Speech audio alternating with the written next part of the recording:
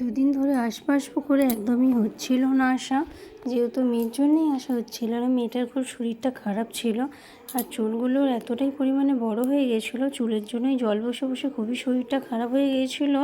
আর যেহেতু সামনে পুজো, চুল তোর কাটাতেই হতো, তাই পার্লারে ওকে নিয়ে আসলাম। আর দিদি বলছিল এত ছটফট করছে, ওর চুল কাটবো কী করে। আর আমিও বলছিল তাহলে কাটা যদি না যায় তাহলে তো নিয়ে চলে যেতে হবে। দিদি বলছিল এসেছে সেখানে গিয়ে লাভ নেই, তো একটু দেখি চুলটা কাটা যায় নাকি। তো খুবই দুষ্টুমি করছিল। আর যখন চুলটা কাটতে বসলো তখন কিন্তু একেবারে লক্ষ্মী মেয়ের মতোই চুলটা কাটছিল। আর দিদি ওর সাথে চুল কাটার সময় গল্প করছিল যত, ও কিন্তু চুপ ছিলই ততটা। আর এদিকে দিদি গল্প করতে করতে চুলটা কেটে দিচ্ছিল। আর ও ভাবছে যে ফার্স্ট টাইম আমার সাথে এটা কী হচ্ছে, তাই চুপ করেছিল। নাহলে কিন্তু আগে অনেক দুষ্টুমি করছিল, যেহেতু দিদি ওকে দেখে বলেই দিয়েছে যে এর চুল কাটা অনেক টাফ।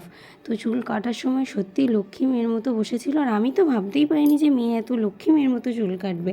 তো চলো, প্রায় ওর চুল কাটা হয়েই আসছে। চুল কাটা যেই হয়ে যাচ্ছে, ও দুষ্টুমিটা কিন্তু প্রায় চালু করেই দিচ্ছে। তো চুল কাটা এদিকে হয়ে গেছে। ও যখন চুল কাটা হয়ে গেছে তখন আয়নার দিকে নিজেকে নিজে দেখে একটু নেচে নিচ্ছে। তো নিচে চুল কাটা যখন হয়ে গেছে, দিদি বলছে আমি তো ভাবতেই পারিনি ও এত লক্ষ্মী মেয়ের মতো চুল কেটে নেবে। তো দিদি ওর সাথে যখন যাওয়ার সময় গল্প করছে, ও দিদিকে বলছে তুমি চলো, হাত নেড়ে নেড়ে বলছে। তো আমার এদিকে একটা আজকে পার্সেল আসার কথা আছে, অনেকবার ফোন এসেছে। তো বাড়ি গিয়ে দেখছি পার্সেলটা এসে গেছে। তো মা গিয়েছিল পার্সেলটা আনতে।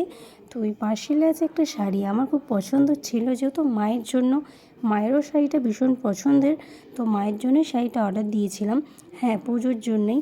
তো কিছু মার্কেটিং অনলাইন থেকে হচ্ছে, কিছুটা বাইরে গিয়েও হচ্ছে।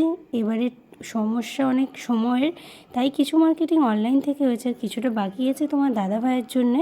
দাদাভাই যেহেতু বাইরে থাকে, তাই ও দু একদিনের মধ্যে চলে এলে বাকি মার্কেটিংটা ওর সাথে বাইরে গিয়েই হবে। আর এখন খুব বেশি বাইরে যাওয়া হচ্ছে না বলে কিছু মাল অনলাইন থেকেই করা হয়েছে। পার্সেল আসার কথা ছিল দুটো, আজকে এসেছে একটা। আমার কালকে একটা কুর্তি আসার কথা আছে, সেটা কালকে আসবে। আর এই ফার্স্ট টাইম মায়ের অনলাইন থেকে শাড়ি অর্ডার করলাম। মা খালি ভয় পাচ্ছে, বৌমা ভালো হবে তো, বৌমা ভালো হবে তো। আর হ্যাঁ, শাড়ির কালারটাও ভীষণ খুব সুন্দর, আমার তো খুব পছন্দের। আর আমি খুব বেশি চেষ্টা করি অনলাইনে অর্ডার করার, যেহেতু আমার একবারও খারাপ আসেনি। আমার তো অনলাইনে অর্ডার করার জিনিস খুবই পছন্দ, খুবই ভালো লাগে।